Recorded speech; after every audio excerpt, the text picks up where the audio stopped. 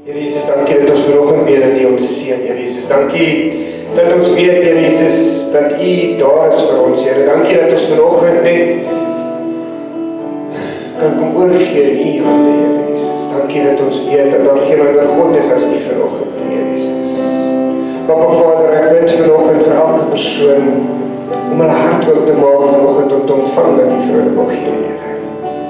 Here, U is die ek is, Here Jesus. U is die rots op wie ons bou vanoggend, Here Jesus. So mag ons vanoggend net U liefde ervaar, Here. Mag ons net vanoggend terwyl ons hier in aanbidding voor U kom, Here, sê Here, U is al wat ons nodig het vanoggend, Here Jesus. Here, mag ons van vandag af opnuut toewy aan U, Here Jesus. Mag ons opnuut net, Here, sê Here, hier is ek. Ek gee myself aan U, Here. Dankie Here vir dit wat U doen, dankie vir die seën en dankie vir die blessing wat U vanoggend vir ons gee, Here Jesus. Dankie dat ons vanoggend kon opstaan en weet U te plan volgend in Jesus naam. Amen. Nou ja, ons is met Moedersdag.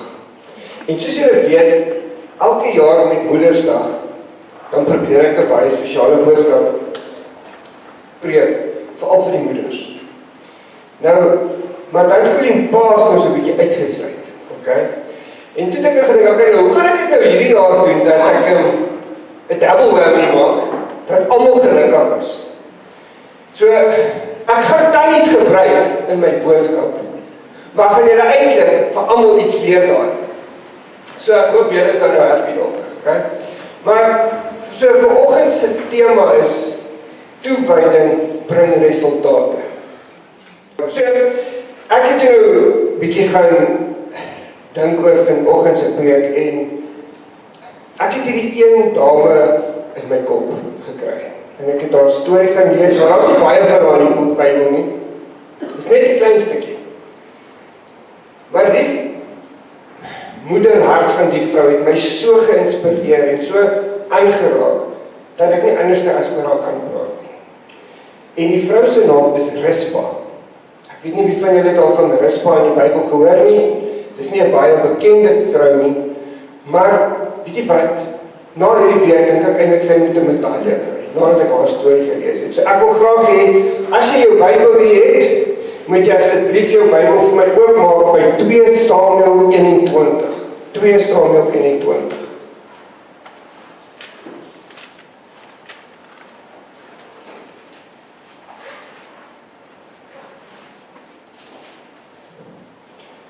En dit is vers 1, so ons gaan sommer by die heel eerste vers begin, so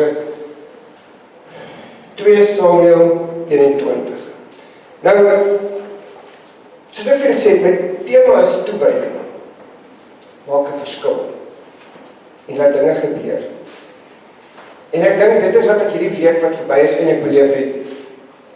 Maak nie saak hoe koud dit was nie, maak nie saak of dit gereën het nie, en julle weet nou, as dit reën hier by ons grondpad daarvoor lyk nie so fantasties mooi nie. En oom Jacques het hy het dit aangepak met sy 4x4 en hy het vir ons die pad oopgemaak en hy het al die pad wat ons aan die agterkant kon inkom en ons wat 'n klein karretjies het. En ek het gelag, dan die treiner stuur vir ons 'n boodskap sê, ek wil bitter graag kom, maar ek sien nie kans vir daardie pad.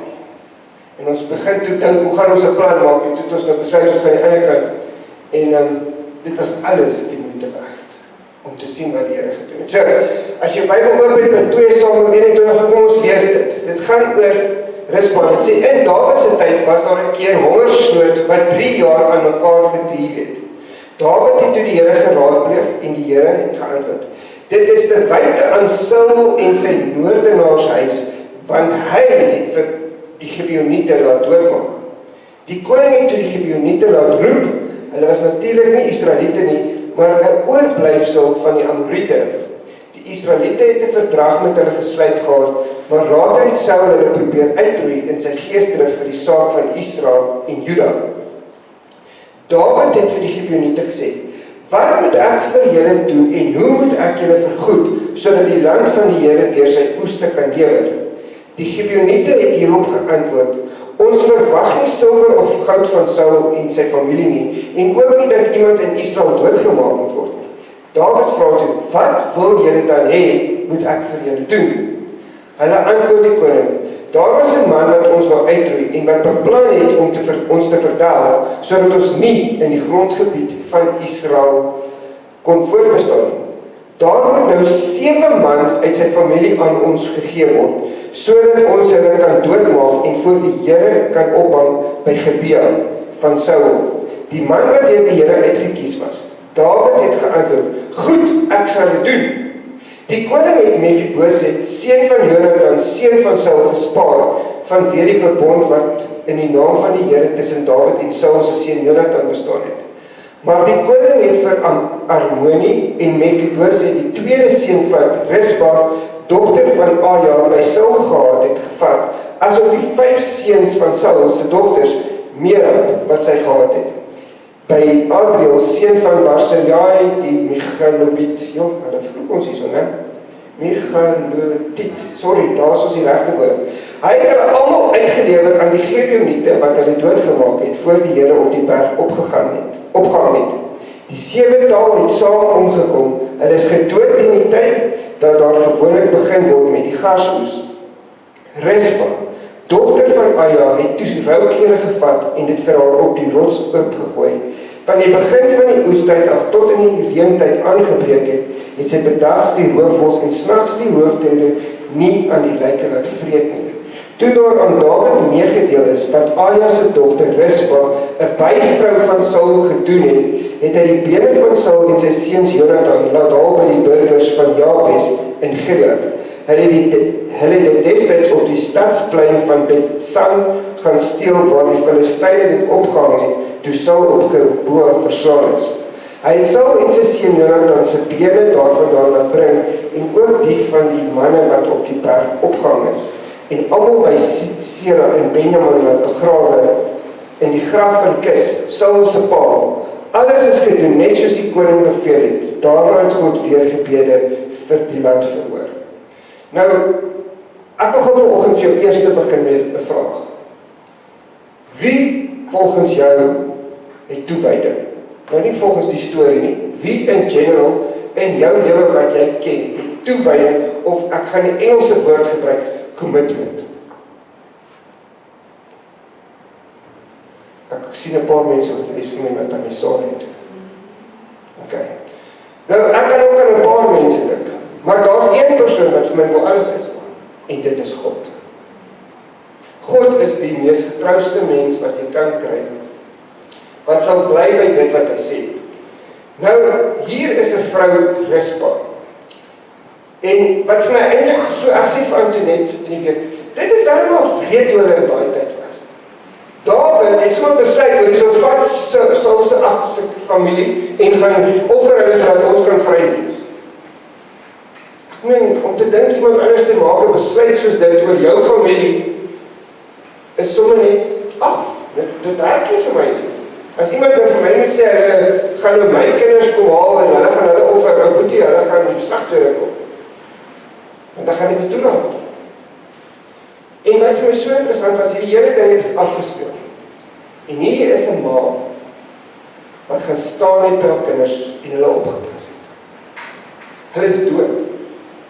Maar sy pas hulle op, sodat geen roofdiere naby hulle kan kom, nie geen roofvoëls aan hulle kan eet.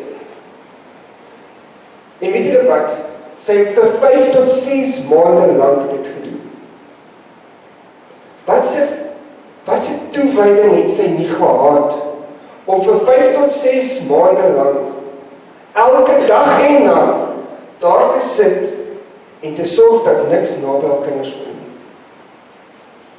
Sy het alles in haar vermoë gedoen. En toe dit my bietjie laat dink, ek en jy is veronderstel om daardie commitment teenoor ons familie te hê, maar ook teenoor God. Want as ek en jy 'n commitment tot God het, is ons veronderstel om alles in ons vermoë te doen om dit te laat realiseer. Maar saam met dit moet jy elke dag opstaan, elke dag God eer, loof en prys in alles wat jy doen. En jy moet jou lewe so inrig dat ander mense kan sien dat jy 'n kind van God is. Want ek en jy wat hier sit is veronderstel om die voorbeeld vir die wêreld te wees van hoe amazing God is. Ek wil ons nou 'n paar twee getuienisse van hoe amazing God is. En as ek en jy daardie toewyding het, kan God ons seën. Ons word baie keer kwaad vir God oor hoekom seën hy ons of hoekom doen hy nie sekere dinge in ons lewe nie. Maar wat se level van toewyding het jy aan hom? Hoe committed is jy tot God? Wat se rede maak jy op om nie iets te doen nie? God gee jou 'n opdrag, wat doen jy? Jy onderhandel met God. Dis soos Gideon wat in die Bybel is wat God het hom gesê hy moet sy volk red. En toe hy dit moet doen, toe sê hy vir die Here, maar Here, ek kan nie my volk red nie, want ek is die minste van die minste, die kleinste van die kleinste, en ek is die swakkeling en alles. So hoe wil jy? En elke keer dan moet God vir hom iets wys. Here, ek sal gaan doen as jy vir my dit doen. Nou, die eerste keer moes die Here die vliesie dat ek kan nie onthou nie, ek kan nie die volgorde onthou. Een keer moes hy nat wees en die ander keer moes hy droog en die grond omnat en dis ons op 'n tydjie die Here vra, Here, wees committed tot my Here, wees daar vir my, maar as ek van die Here af 'n opdrag kry, dan doen ek dit. Hierdie week het ek met iemand gesels en ons sit so in gesels en alles. En ek besef skielik, maar weet jy wat, Here Jesus, hy het iets in my wakker gemaak. Kyk, ek's baie lief vir die Here se werk. En ek's lief om vir die Here dinge te doen. Maar terwyl ek so met die ou praat, toe besef ek net, weet jy wat, die Here is besig om iets niets in my lewe te doen. Maar het gaan 'n nuwe level of commitment van my kant af vat. So, ek preek volgens vir myself. Want ek wil die beste hê van God af. So as ek die beste van God af wil hê, moet ek die beste vir God kan teruggee. Die woord van God sê, jy kan nie van die Here sê, Here, of as jy vir iets moet doen jy dit doen asof jy dit vir die Here doen en nie maar. Ons kan nie halfhartig iets doen nie. Ons moet dit met oorgawe. So ek wil jou bietjie dink, hoe getrou is jy met dit wat jy doen? Doen jy dit wat jy doen met die nodige oorgawe? Is jy soos Rispa wat sê, Here, maak nie saak wat daar buite gebeur nie, maak nie saak of dit koud is nie, maak nie saak of dit warm is nie, ek gaan daar wag en ek gaan my familie beskerm en daar hang, want niks met hulle gebeur nie.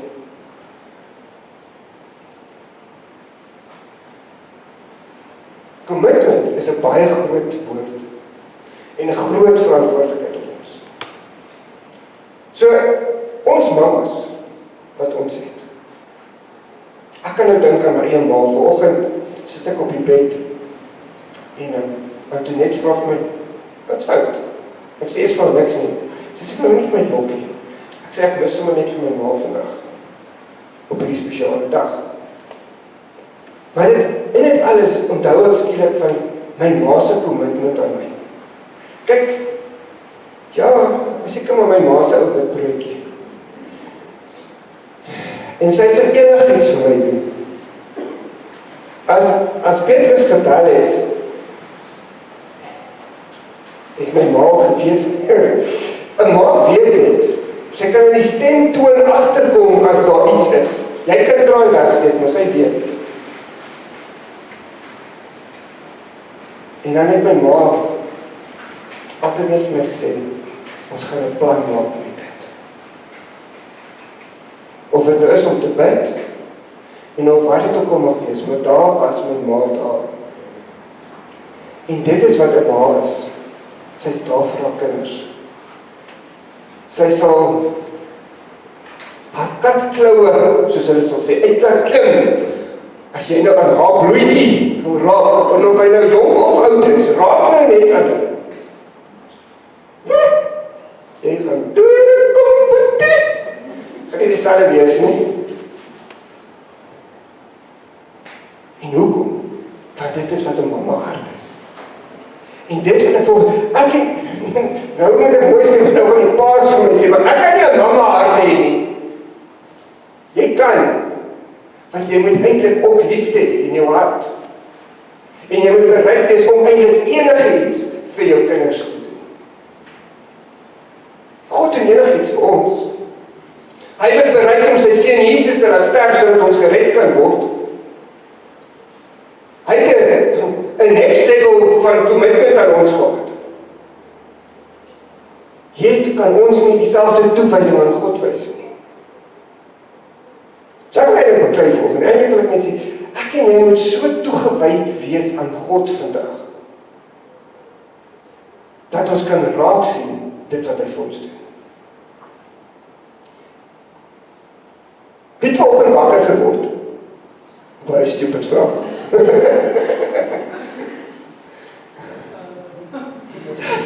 Net ek hier. Het jy nie wakker geword? Dis net vlees wat jy.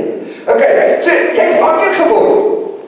So dit beteken, God het sy commitment aan jou nagekom om jou vanoggend wakker te maak. Sodat jy kan opstaan en kerk toe kom. God was getrou. Dis wie God is. En nou kom hy na my en jou toe, en hy verwag dieselfde commitment van ons kant af na hom toe terug. En wat ook al ons doen elke dag. So elke dag van jou lewe wat jy werk, moet jy alles doen as jy dit vir God doen. As jy in die dag vir iemand iets doen, moet jy dit doen asof jy dit vir God doen. Hoekom? Want God het jou lief. En hy het jou die vermoë gegee om dit te doen. Wat het jou wakker gemaak?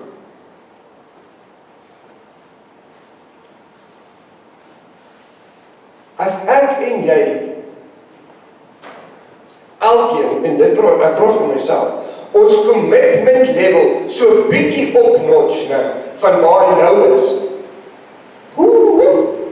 Dink net wat God gaan doen. Hy is nou getrou by jou. Hy laat jou nou elke oggend wakker word. Hy moes op 'n paar mense al lankal opgegee het, maar hy doen nie. Hy maak hulle nog steeds wakker, hy gee hulle nog steeds nog 'n kans. Gelukkig sal sulke mense nie. En dis wat so amazing is. God se commitment level of toewyding aan jou en my, is net bo-natuurlik. Maar so moet ek en jy ons toewyding aan God terugwys.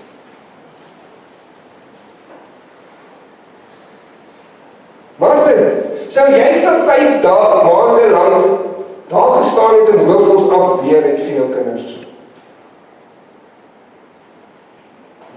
Ja, ek twyfel. David, sou jy vir 5 jaar lang, 5 maande lang, dan moet jy 5 jaar, joh, dis baie. Vir daai klein mannetjie, die hoofvols afgaan en sê, kom maar, ek is nou moeg. Eet hom maar, is okay. Dis 'n moeilike keuse. En weet julle wat ek wil bekom? So as gevolg van Rispa se toewyding, het Dawid dit raak gesien. En het die hele familie bymekaar gemaak om hulle op een plek te begrawe. Hy is die oorsaak dat hulle almal dood is, 7 vroue dood is. Maar tog in die alles het hy raak gesien. Die ma se hart en commitment. En gesê, weet jy wat? Kom ons maak 'n plan. So ander mense sien raak wat se commitment jy het. As jy aanhou en aanhou en aanhou. Dis makliker om te gee, maar dit is soveel beter om aan te hou. Amen. Dan wil ek hê jy moet gaan na Lukas 2 toe. Lukas 2. Lukas 2.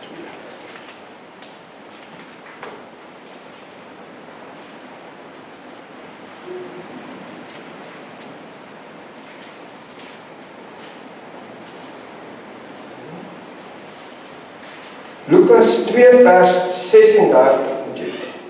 Lukas 2 vers 36. Moet jy by uitkom. Dit sê daar was ook 'n profetes Anna, 'n dogter van Faniel uit die stam Aser. Sy was al baie oud. As jong vrou was sy 7 jaar getroud en na haar man se dood het sy weduwee gebly. Sy was nou al 84 jaar oud. Sy het nie van die tempel af weggebly nie en het God dag en nag gedien deur te vas en te bid. Juis op daardie oomblik het sy nader gekom en God gedank en oor die kindjie gepraat met almal wat na die verlossing van Jerusalem uitgesien het. Net tot sover. So hier's 'n profetes Anna wat uitgegaan het. Sy was so committed tot God nadat sy 7 jaar getroud is. Het sy haarself aan God toegewy en gesê, maak nie saak wat nie, van nou af tot die dag wat ek doodgaan, gaan ek vir die Here werk. Nou, in daardie tyd het jong meisies op die ouderdom van 13 omtrent getrou. So as jy nou plus 7, 14, 15, 16, 17, 18, 19, 20, ja, dan sê ek skryf nie, ek wys julle nie, 20, so op die ouderdom van die ouderdom van 20, sy is nou 84, so vir 64 jaar, het sy in die tempel gewerk en committed gewees aan dit wat God vir haar gesê het om te doen. Dis 'n groot verantwoordelikheid. So daai selfe verantwoordelikheid is eintlik op jou en my. Ek en jy is veronderstel om elke dag van ons lewe, vanaf die dag wat jy eintlik jou hart vir die Here gegee het en jy jou saak met God regmaak het, mooi, jy vir 'n raai. Dan moet jy aan die Here toegewy wees en dan moet jy werk. Dan is jy veronderstel om vir mense te vertel van hoe groot en amazing God is, wat sy liefde hy vir jou het, wat hy alles vir jou gedoen het, en jy moet eintlik daar op die hoogste bergtop kan gaan en dit uitpassei vir die res van die wêreld, sodat almal kan hoor hoe groot God is. Want God is groot. God is getrou.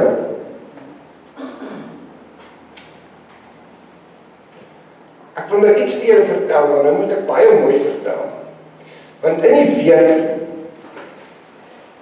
saam met hierdie hele seminaar, is ek die een dag net bietjie af. Ek weet nie eintlik hoekom nie, maar ek voel net af.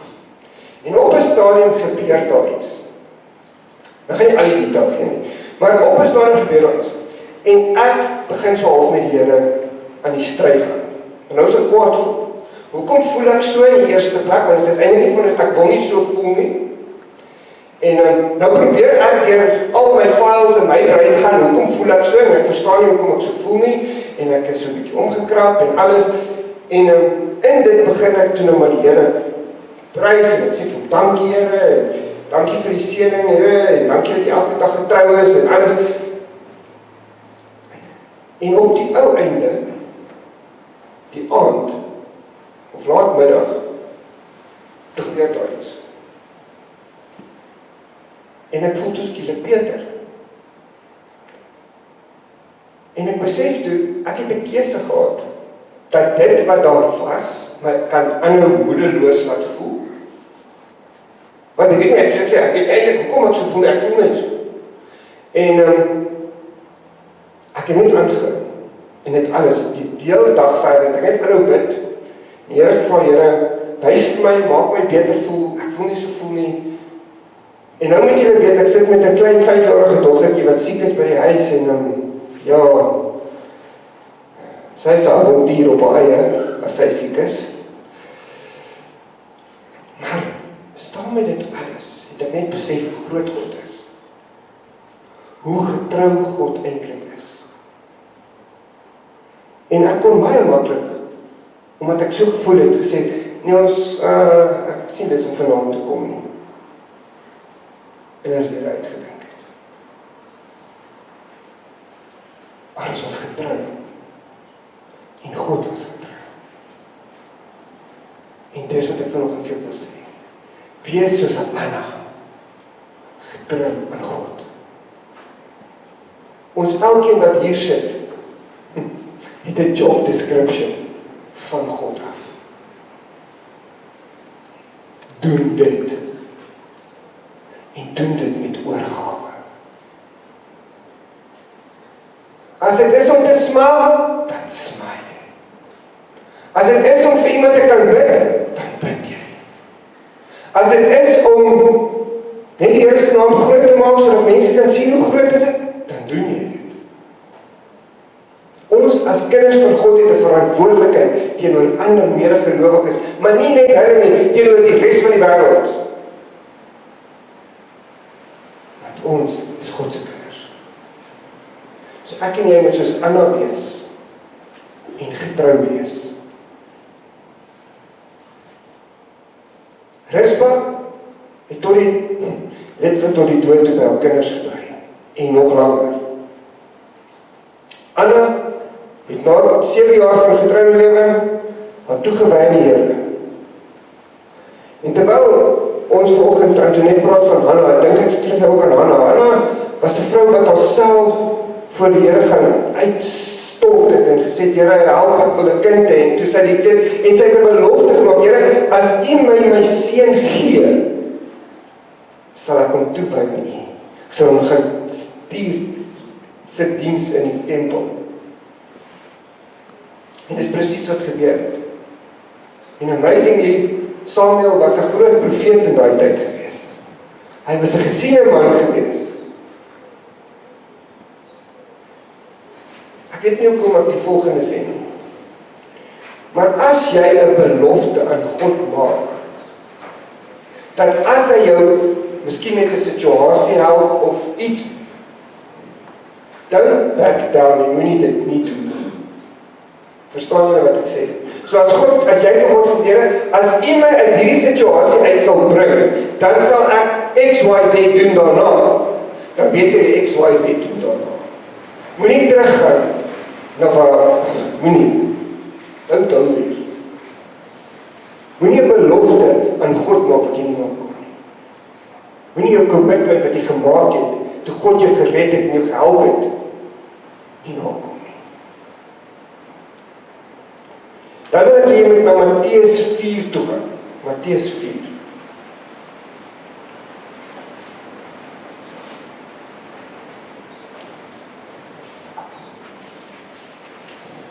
Matteus 4 vers 18. So, dit is nou net nadat Jesus begin het om te werk, het hy rondgeloop en hy het vir 'n paar disippels gesoek. So, ons gaan daai lees van toe hy sy eerste disippels gesoek het. Die roeping daarvan. Eendag toe Jesus langs die see van Galilea loop, sien hy 2 broers, Simon wat ook Petrus genoem word, en sy broer Andreas. Hulle was besig om 'n werpnet in die see uit te gooi, want hulle was vissers van beroep. Hy sê toe vir hulle, kom hier, kom saam met my, ek sal julle vissers van mense maak. Hulle het dadelik die nette gelos en hom gevolg. Toe hy daarvandaan verder gaan, sien hy 2 ander broers, Jakobus, 'n seun van Zebedeus, en sy broer Johannes. Hulle was in 'n skei saam met hulle pa besig om hulle nette reg te maak. Jesus het hulle geroep en hulle het dadelik die skei en hulle pa verlaat en vir Jesus gevolg. So hierso is 'n commitment van mense wat sê hulle gaan vir Jesus volg. Hulle ken hom nie eintlik nie, maar hulle gaan alles los. Hy sê kom net en volg my, en hulle volg. En dis hoe dit amper met ons is. Wanneer ons harte vir die Here gee, party van ons het dalk al 'n lang pad in die kerk geloop, of jy voordat jy jou hart vir ander het nog nooit in die kerk gesien, het net skielik kerk toe gekom, ontmoeting met God gehad, en dan begin hulle Jesus volg. Nou, jy het 'n keuse, as jy Jesus volg, en hierdie manne het alles gelos. As God vanoggend vir jou vra, los dit iets agter en volg my, is jy bereid om dit te doen? Is jy bereid om jou commitment level so aan God te wys, dat jy sal doen wat hy jou vra, en los wat jy moet los? Dit is 'n groot ding. God het vir hom 12 disippels gekies, wat alles gelos het waarmee hulle besig was. Ek wil amper sê, hulle het die bekende gelos vir die onbekende, want hulle het eintlik geweet wat gaan nou met hulle gebeur. Hulle het net gedoen. Hulle het maar net geglo en seker vertrou, dat wat ook hulle gaan op die regte pad wees. Dis hoe ek en jy moet wees. Ons moet God so vertrou, dat ons net sê, Here, hier is ek, gebruik my. Waar wil die Here jou vandag gebruik? Waar wil hy hê jy moet 'n verskil maak? En ons elkeen wat hier sit, is geroep. Ons elkeen wat hier sit, het 'n verantwoordelikheid teenoor God se koninkryk. Of jy dit nou wil glo of nie. Dan wil ek hê jy moet gaan na Johannes 10 toe. Johannes 10. En moenie jou Bybel daar toe maak as ons klaar gelees het. Ek het nog 'n stukkie in Johannes wat ek wil lees. Johannes 10 vanaf vers 1. Dit sê: Dit verseker ek julle, wie nie deur die hek in die skaapkraal ingaan nie, maar van 'n ander kant af inklim, is 'n dief en 'n rower. Maar hy wat deur die hek ingaan, is die skape se herder. Vir hom maak die hekwagter oop. Die skape luister na die herder se stem. Hy roep sy skape om hulle name en lei hulle uit. Wanneer hy al sy skape uitgebring het, loop hy voor hulle uit. En die skape volg hom omdat hulle sy stem ken. Hulle sal nooit 'n vreemde volg nie, maar van hom weghardloop, omdat hulle nie die stem van die vreemde ken nie. Deur hierdie beeld het Jesus met hulle gepraat, maar hulle het nie verstaan wat dit was wat hy vir hulle wou sê nie. Toe het Jesus verder gesê: Dit verseker ek julle, ek is die ingang vir die skape. Almal wat voor my gekom het, is diewe en rowers, maar die skape het nie na hulle geluister nie. Ek is die ingang. As iemand deur my ingang, sal hy gered word. Hy sal in en uitgaan en veiding kry. 'n Dief kom net steel en slag en uitroei. Ek het gekom sodat hulle die lewe kan hê en dit in oorvloed. God gee vir jou 'n belofte. As jy hom sal volg en aan hom getrou sal wees, sal hy vir jou 'n lewe van oorvloed gee. Dit beteken nie jou bankbalans gaan miskien baie nie. Hy gaan vir jou gee genoeg sodat jy alright is in die lewe. Jy sal alright wees om elke dag te kan aangaan met dit wat jy het. So God sê, wees committed aan my, wees toegewyd, luister na my stem, doen wat ek van jou vra en ek sal vir jou gee wat jou hartsbegeerte eintlik is. En meer as dit, ek sal vir jou oorvloed gee. Ek sal vir jou gee om verander te kan gee. Ek sal vir jou gee sodat jy 'n verskil kan maak. Wie van julle wat hier sit wil 'n verskil maak?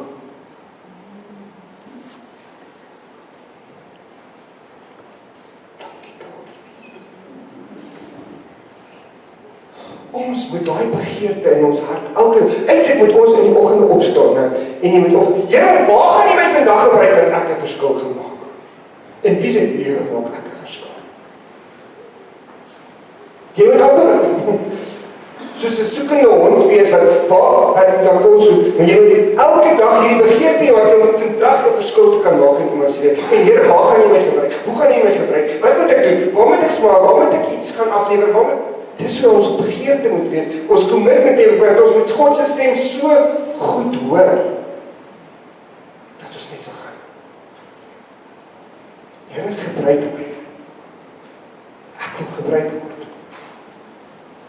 Jy het nou allemaal gesê, jy daar nou opgesteek. Maar nou het jy verantwoordelikheid. Wil jy maar net vertel.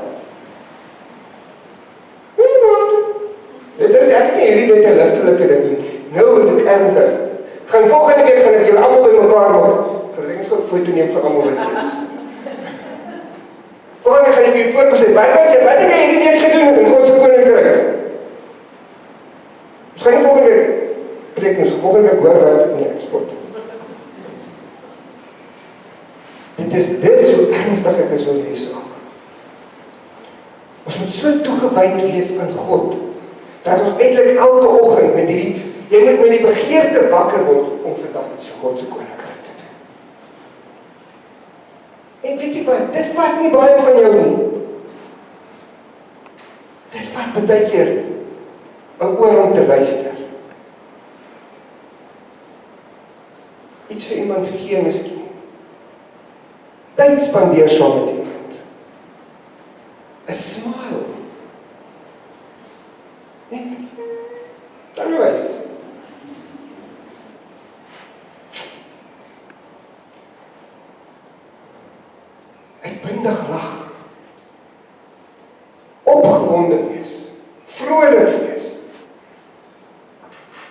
te hê, 'n omgee hart te hê. Hy loop dan niet alleen. Jy weet nie vandag of jy dan Christus. Is jy okay? Net seker goed. Het dit my nou geld gekos? Nee. Dit het my net 'n bietjie aandag gekos. Bietjie tyd gekos.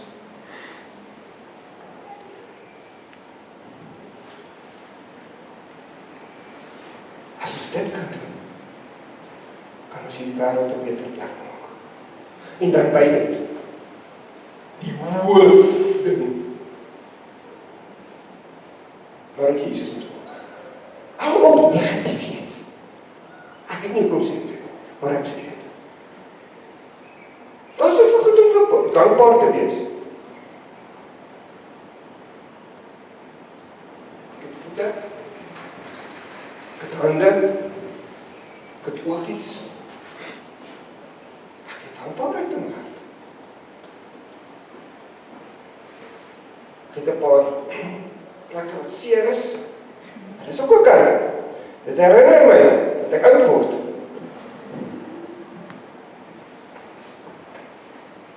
Maar by dit alles weet ek een, God is getrou. Hy sal my nie in die steek laat. Want God maak elke belofte in sy woord kom hy na. Want dis wie God is. So ek en jy, weet wat? Ore. Wat moet ons doen met ore? Luister, ja? En as ons ore oopmaak en luister, dink nie wat 'n verskil gaan ons maak. En dan ek gaan 'n ander vraag, terwyl ek nou oor luister praat. Wie wil so graag hê jou kinders moet vir jou luister?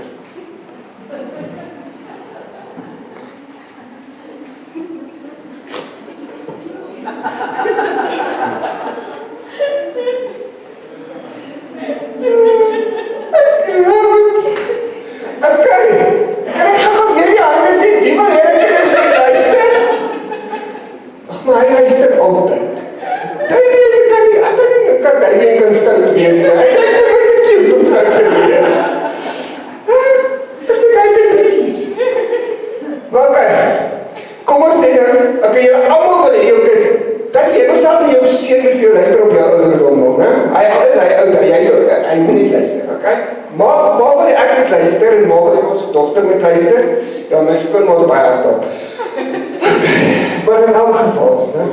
So, ons wil hê, ons kinders moet vir ons luister. Dan moet jy dan begin om na God te luister. As jy kan na God begin luister, gaan jou kinders sien, maar jy luister na God, en dan gaan hulle na jou luister.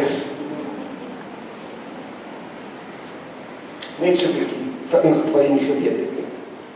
Lead by example. So ek kan nie verwag my kinders moet luister, maar ek luister nie as God met my praat en vir my 'n opdrag gee nie. Dan is ek mos ook ongehoorsaam. Dan moet ek carrots kry. So, mevrou, meneer, gebruik jou oortjies. God het hulle gegee met 'n rede om te luister na sy stem. En dan om vir die wêreld te luister. En ek bedoel nou nie vir die wêreld die slegte kant nie, vir die res van die mense om jou.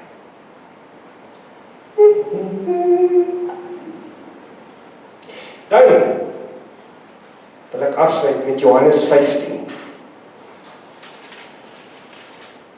Johannes 15.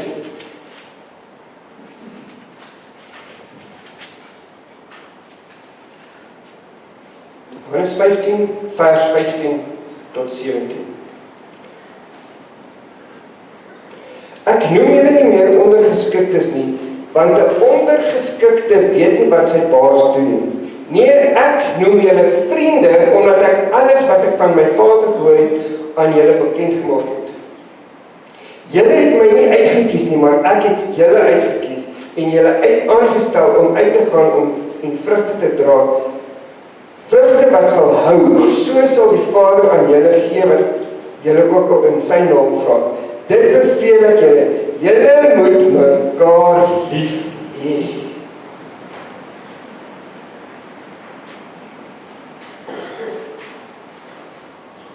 Eerstens sê God, ek sien julle nie net as doodgewoon nie, ek sien julle as my vriende. So God sien jou as 'n vriend. Jesus. En hy sê, dit wat ek van my Vader hoor, gaan ek vir julle gee, en julle kan vra, en julle kan bid, en ek sal vir julle gee. En dan sê hy saam met dit, maar wees lief vir ander. Jesus is lief vir jou. Hy was so lief vir jou, dat hy bereid was om dood te gaan vir jou. Nou verwag God van my en jou om dieselfde liefde vir sy mense te wys. Sodat daar 'n verskil in die wêreld kan wees.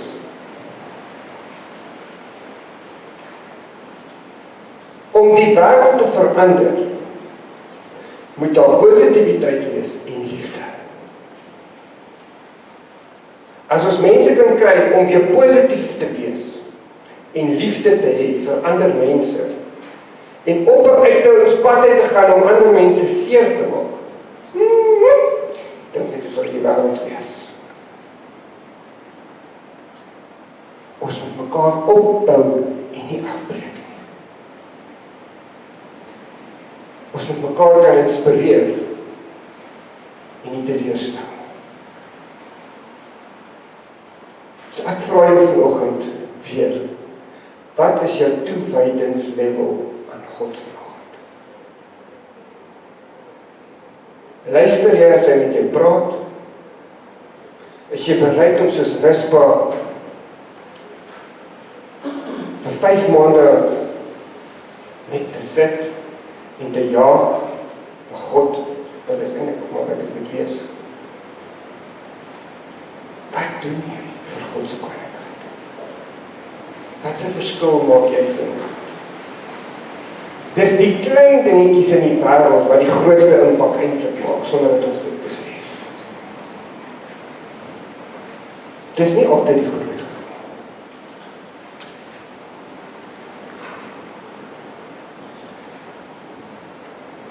Ons moet lief wees vir die wêreld. Ons moet oppas wat ons het. En luister as God praat.